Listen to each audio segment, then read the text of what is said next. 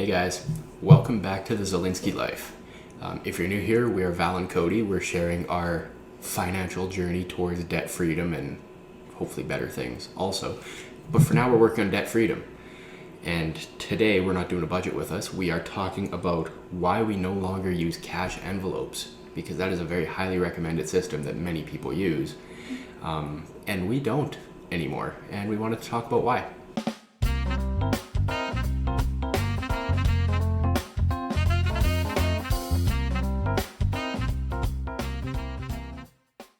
So first, I think it's important to talk about why people do use the system and some of the pros of it. And the biggest thing I think we would agree is the psychological attachment that you feel to physical money. It makes it harder to spend it. It's much more difficult to get rid of a physical object in exchange for things. Yeah.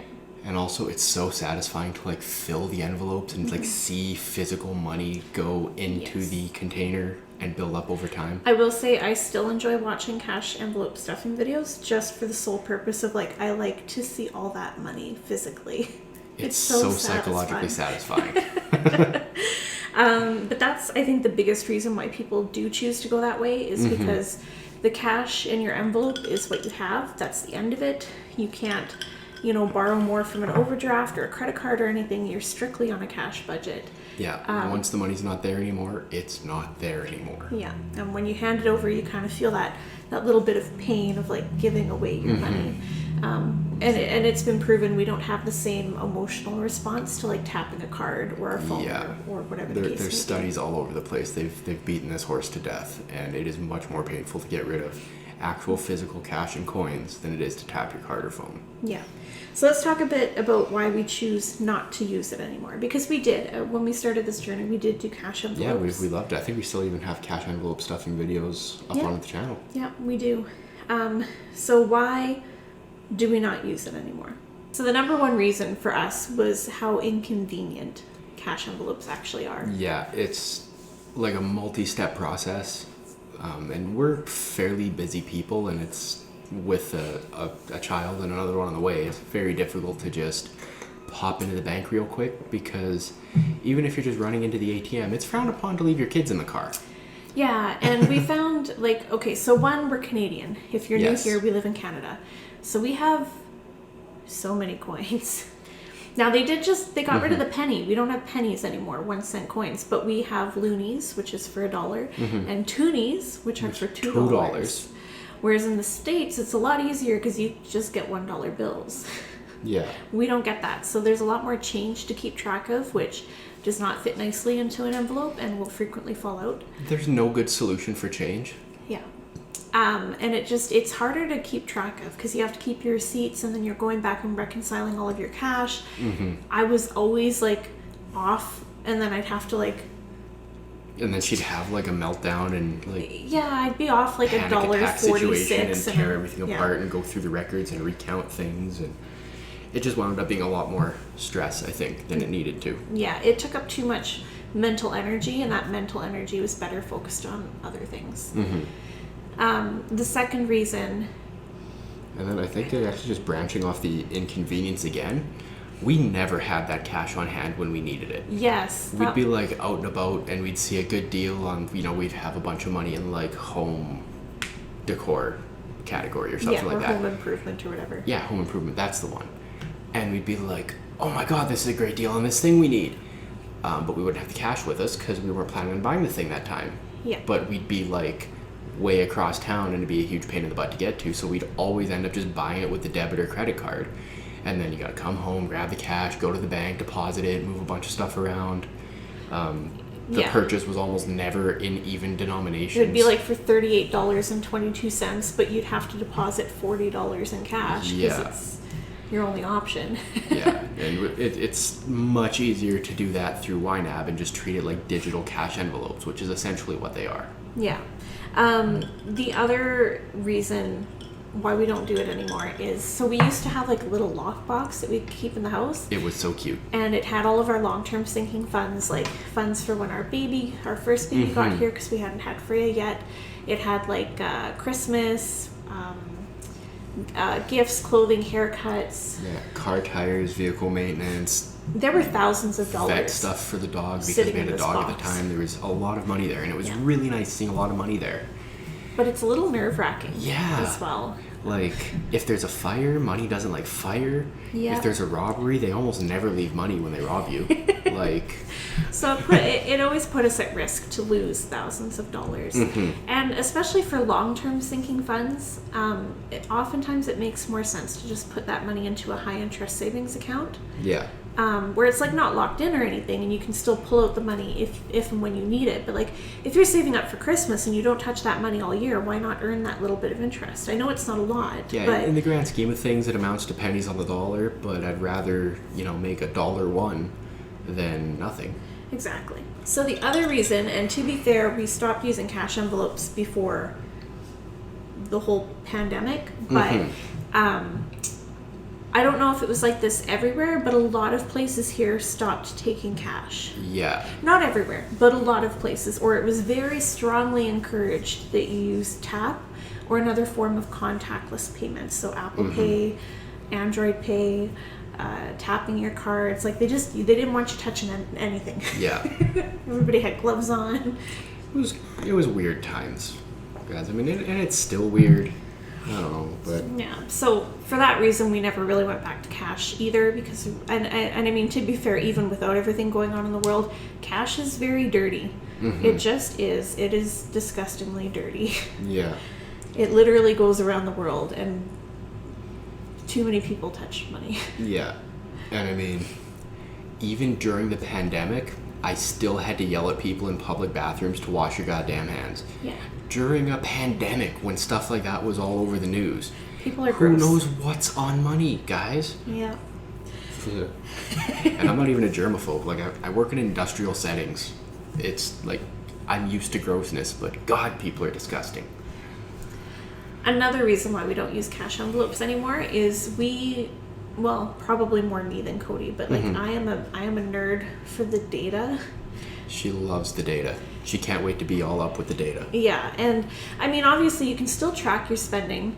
I did it through budget sheets or like in my bullet journal, and I would keep track, but it's not the same as in a software like what we use, which is YNAB, where you need a budget, where you can see a history that gives you trends of like how you're spending money, in what categories, and how much over time. That to us, again, probably more me than Cody because I'm really nerdy about it. That's I pretty much only see YNAB when we do our budget videos. It's really invaluable to have that history there. To know, like, if you're trending up on dining out, to reel it back in and to see that at a glance and be able to manipulate that data. To me, it's something you can't do when you run with cash. It's so much easier and so much more detailed and so much more accurate when you're doing it digitally. Yes. So I think that kind of covers all of our comments about about that's it. it. Do you have anything else that you want to add as to why you don't like cash envelopes? No, I think we pretty much covered it. So for me, it was just that the cash was never there when I needed to spend it, and it ended up being a huge runaround trying to rectify everything. And on top of that, too, like, I usually kept all the cash in my wallet because I was usually the one who did most of the shopping. But that sucked for Cody because if he was on his way home and wanted to gas up, he didn't have any gas money because it was with me. Or if I needed him to pick up groceries on the way home, he couldn't do it because the grocery money was in my wallet, not in his. So it just... Yeah. And again, I'm sure that could be mitigated by like splitting up. Well, not only that, but planning, sticking to the plan, etc. But we're very fly by the seat of your pants kind of people. Where if you hadn't noticed, the fact that we have bullet points for our YouTube videos now is like really something, guys. Yeah, it's taken us like 4 years. Yeah. Like we like to just go with the flow of things. Yeah, we really do. So you might be wondering then, if we don't use cash envelopes, what are we using instead? Cody's mentioned it. I've mentioned it. We're using YNAB. YNAB. It's an acronym that stands for You Need a Budget. Yes. And if you've watched any of our bullet journaling videos, and maybe I'll insert like a clip of what the mobile app looks like, so you can kind of get an idea of what entering transactions would look like and how that affects balances. But if you've watched our budget with us videos, you'll understand that YNAB acts like digital cash envelopes. You have set categories, you put money into each of those categories, and if you have to go to the grocery store to grab groceries, guess what? You enter that transaction and you put it under groceries, and it pulls the money out of your grocery budget. If you're like her, you do it as you're walking to the car through the parking lot, and I get super frustrated because, like, babe, you're going to be sitting in the car, you have time. He's so patient with me. I know it bugs him. I know it's a pet peeve, but it's like... I swear she does it because she knows it bugs me. No, I'm like, I have to do it now or I'll forget. You're going to be riding shotgun in 30 seconds. You'll have time. I don't know why I'm so OCD about it, but I do it literally every time. I love you. Every single time. You learn to love these things about each other. But yeah, so we love using YNAB, not only because of the historical data that it gives us on our spending, but I mean it's helped us to stay on track. It's helped us to figure out what our pain points were and to where we were overspending and how to mitigate that. When we first started using YNAB, we had a category for like stuff that we forgot to budget, and there would be hundreds of dollars spent out of there every month. Yeah. So it was really easy to go back then through those transactions and be like, oh, okay, we spent XYZ on like home improvements. At the time we were living in a trailer, so like a lot of it was like improvements to the trailer. Yeah. So we were like, okay, well, we're just going to make a category for that. Here's our average spending over the last 6 months, so this is what we're going to put into that sinking fund now for 6 months. Like it's so invaluable to have that information. Yeah, and I think actually one of the most beneficial things about YNAB has been sort of helping us figure out not only our pain points but our values and why the money went where it did. Yeah. I mean, if you've been following us for any amount of time, you know that we are always nuts on dining out and that we've been trying to get better. Yeah. And it would seem quite frequently that we'd have a month where it's like, yeah, no dining out. And then we'd spend like $1,000 dining out. And over time, seeing the trends and, having more time to think about it, because we're not always running around with the cash and everything like that. But I think it helped us figure out that what we value isn't necessarily quarter pounders. It's the convenience of just having something ready to eat. So we started to bring that convenience to the grocery store and buying like more convenient foods that we could just grab and snack on at home. That way, if we were headed out the door and we were feeling kind of munchy, we could just grab stuff and take it with us, rather than go out the door and be like, oh, I'm hungry, we didn't have time to cook, let's get fast food. Yeah. That helped us get our dining out budget to like under... borderline reasonable. Like under $300 a month, pretty consistently. Like I think we had a few months in a row where we were spending about $230 to $280 a month, which for a lot of people is still a lot, and I would agree, that's still high. But it was really good for us because we spent like significantly more than that. Yeah, like on six, a seven, consistent basis. $800 a month dining out, and not at nice sit-down restaurants. Like it was drive-through. It's not like we were going to the Keg and having like a nice dinner twice a week. We were going to like McDonald's every day. Yeah. But also we were doing like a lot of road trips and long-term driving and stuff like that. And as much as I don't like so many things about them, McDonald's is just one of the better driving foods, if you order the right things. Yeah. The point being, YNAB was the reason why we were able to cut down on that. Yes. So we highly recommend it. In our roundabout sort of way. If you have not noticed. We really like that program. So yeah, that's about the gist of it. Yeah. If you guys have any questions, feel free to ask them in the comments below. If you do or don't use cash envelopes, we would also love to hear why you do or why you don't. Yeah. Well, she would love to. She responds to all the comments and then just like reads them to me after the fact. I barely understand how technology works. I am the techno guru here. Yeah, except for that one audio recording thing that I showed you. Yes, but Cody is the fun, humorous one of this duo.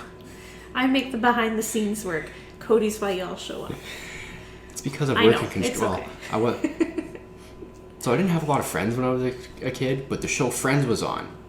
And my two favorite characters were the lovable idiot archetype, so I was like, I'm gonna be the lovable idiot. And I mean, I'm not smart, so hopefully I'm lovable. Yes, you are. You like to play stupid sometimes, but if only you knew how much of that wasn't playing. You are so smart. Okay, I think that's about it. Yeah, that's it. All right, I think we'll leave you guys here. So, if you like it, like it. If you don't like it, dislike it twice. Subscribe if you haven't. Ring that little bell so that you get notifications when we do videos like this. If you have an actual bell, ring that too, because it's fun. One day we'll get a bell. We really have to get a real bell. I've been saying that for like a year. We should really get on it. Next time I have spending money, I'm going to get a stupid little bell. Okay. If I remember, I probably won't. And if you're new here, we'd love to see you back sometime. So, bye. I didn't get to say bye. You just ran right into it. I was like, okay. Oh. It's fine. Yeah, it was fine. You said bye. It's cool. I don't need to say bye. I was smiling. This has got to be in the post credits. Bye.